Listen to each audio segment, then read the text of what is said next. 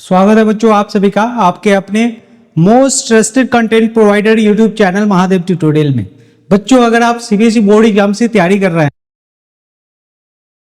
Don't miss to like and subscribe this channel because बच्चों यहां से वो सारे कंटेंट आपको मिलने वाले हैं जो आपके अच्छे के लिए आवश्यक है। तो बच्चों चलिए आज हम लोग बात करते हैं नर्वस सिस्टम का। बच्चों नर्वस सिस्टम की बात करें तो बेसिकली नर्वस सिस्टम को दो कैटेगरी में डिवाइड किया जाता है, सेंट्रल नर्वस सिस्टम और पेरिफेरल नर्वस सिस्टम। तो बच्चों बात करें सेंट्रल नर्वस सिस्टम का, जैसा कि डायग्राम में आपको दिख रहा है, जो ये पिंक कलर का आपको दिख रहा है दो पार्ट, एक ये और दूसरा ये। ऊपर वाला पार्ट ब्रेन कहलाता है और नीचे वर्टिब्रल कॉलम के अंदर जो प्रेजेंट होता है पार्ट उसे कहते हैं स्पाइनल कॉर्ड। तो सेंट्रल नर्वस सिस्टम का दो कैटेगरी, सेंट्रल नर्वस सिस्टम में दो पार्ट, एक ब्रेन जो क्रैनियम के अंदर होता है और दूसरा स्पाइनल कॉर्ड जो वर्टिब्रल कॉलम के अंदर होता है, बैकबोन के अंदर होता है। ठीक है। पेरिफेरल नर्वस सिस्टम की बात करें बच्चों तो इस सेंट्रल नर्वस सिस्टम और सेंट्रल नर्वस सिस्टम मतलब ब्रेन और स्पाइनल कॉर्ड दोनों से आप देख रहे हैं येलो कलर का दोनों तरफ लाइन निकल रहा है। जितना भी येलो कलर का लाइंस है जो बॉडी के डिफरेंट पार्ट में जाता है इसे कहते हैं पेरिफेरल नर्वस सिस्टम। पेरिफेरी का मतलब ही होता है बॉडी के चारों ओर ये स्प्रेड करता है, इसलिए इसका नाम है पेरिफेरल नर्वस सिस्टम। बच्चों पेरिफेरल नर्वस सिस्टम की बात करें तो इसको फिर से दो कैटेगरी में डिवाइड किया जाता है। पेरिफेरल नर्वस सिस्टम का दो कैटेगरी, एक वीएनएस जिसको वॉलेंटरी नर्वस सिस्टम कहते हैं या सोमैटिक नर्वस सिस्टम भी कहते हैं। बच्चों वॉलेंटरी नर्वस सिस्टम इसलिए कहते हैं बिकॉज ये मेरे कंट्रोल में होता है, मेरे इच्छा के अकॉर्डिंग ये काम करता है। दूसरा पार्ट है ऑटोनॉमिक नर्वस सिस्टम, एएनएस जिसको कहते हैं। नाम से ही पता चलता है autonomic nervous system, it means ये मेरे कंट्रोल में नहीं होता, बॉडी खुद इसको कंट्रोल करती है। बच्चों अगर मैं वीएनएस की बात करूं वॉलेंटरी नर्वस सिस्टम का, तो ये दो कैटेगरी इसमें डिवाइड किया जा सकता है, एक क्रैनियल नर्व्स और दूसरा स्पाइनल नर्व्स। अब बताते हैं आपको क्रैनियल नर्व्स का मतलब क्या है। तो जो ये ब्रेन से निकलने वाला पेरिफेरल नर्व्स है इसको क्रैनियल नर्व्स कहते हैं और जो स्पाइनल कॉर्ड से निकलने वाला नर्व है उसे स्पाइनल नर्व कहते हैं। तो बच्चों इस तरह से दो तरह का नर्व देखने को मिलता है, जो क्रैनियम से निकलता है उसे क्रैनियल नर्व्स कहते हैं और जो स्पाइनल कॉर्ड से निकलता है उसे स्पाइनल नर्व्स कहते हैं। ठीक है। अगर ऑटोनॉमिक नर्वस सिस्टम की बात करें जो नर्वस सिस्टम बॉडी के द्वारा खुद कंट्रोल होता है, इसका भी दो पार्ट है बच्चों, सिंपैथेटिक नर्वस सिस्टम और parasympathetic nervous system. Sympathetic nervous system वो नर्वस सिस्टम है जो किसी इमरजेंसी के समय बॉडी को उस इमरजेंसी के लिए तैयार करती है। जैसे मान लिया जाए किसी डेंजर में कोई पर्सन पड़ गया है तो उस डेंजर सिचुएशन में बॉडी को क्या करना है, बॉडी खुद अपने आप प्रिपेयर करती है और जैसे ही वो कंडीशन खत्म होता है फिर बॉडी को नॉर्मल पोजीशन में लाने के लिए पारासिम्पैथेटिक नर्वस सिस्टम रिस्पॉन्सिबल होता है।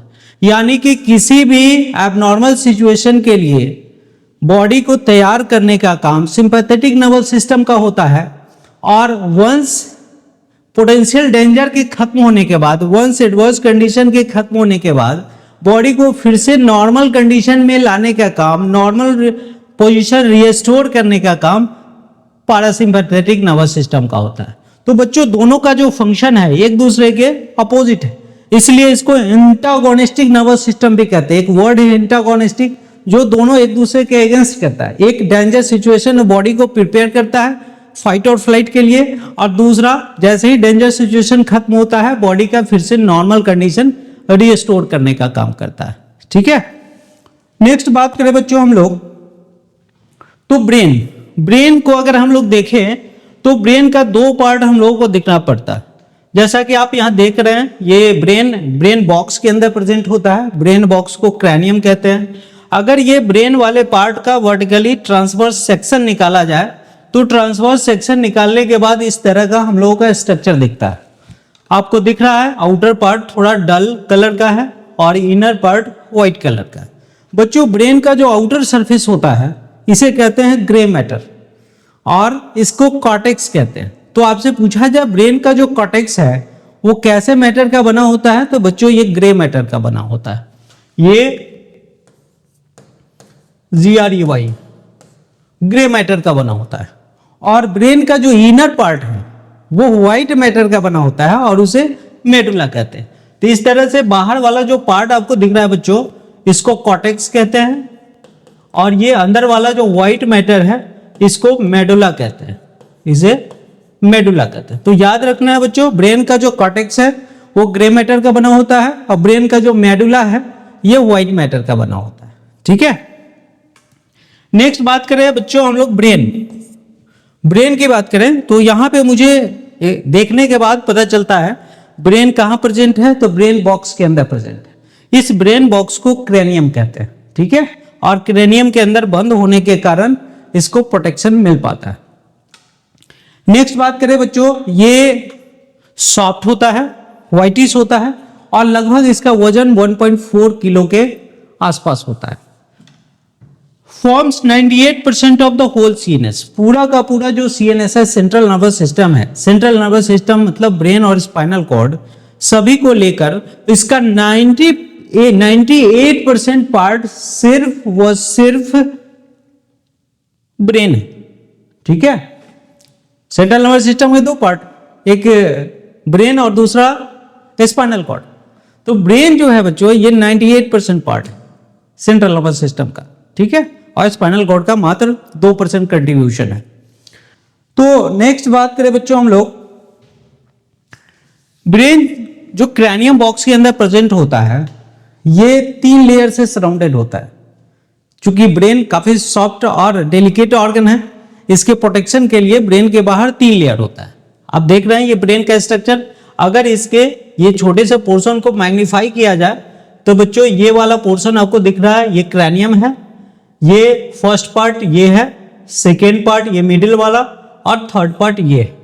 बच्चों ये फर्स्ट पार्ट जो है इसको कहते हैं आउटर, जो है आउटर मेम्ब्रेन को कहते हैं ड्यूरा मैटर, ये बीच वाले मेम्ब्रेन को कहते हैं अरेक्नोइड और अंदर वाले को कहते हैं पाया मैटर। इस तरह से ब्रेन जो घिरा होता है डिफरेंट लेयर से, इस तीनों लेयर के बीच 2 गैप है। एक गैप यहां होगा बच्चों, ये ड्यूरा मैटर और अरेक्नोइड के बीच, और दूसरा गैप यहां होगा अरेक्नोइड और पाया मैटर के बीच।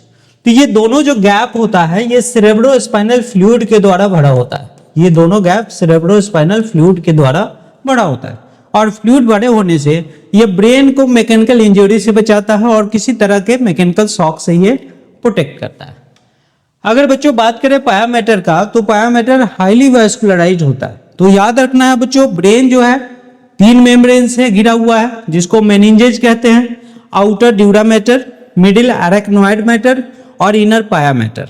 जो इनर पाया मैटर है ये हाईली वैस्कुलराइज्ड है, यानी कि इसके अंदर ब्लड कैपिलरीज काफी ज्यादा होता है, और डिफरेंट जो लेयर्स है ड्यूरा मैटर, अरेक्नोइड और पाया मैटर, इसके बीच लिक्विड बड़ा होता है। इस लिक्विड को कहते हैं सेरेब्रोस्पाइनल फ्लूइड, जो ब्रेन को मैकेनिकल इंजरी से बचाता है।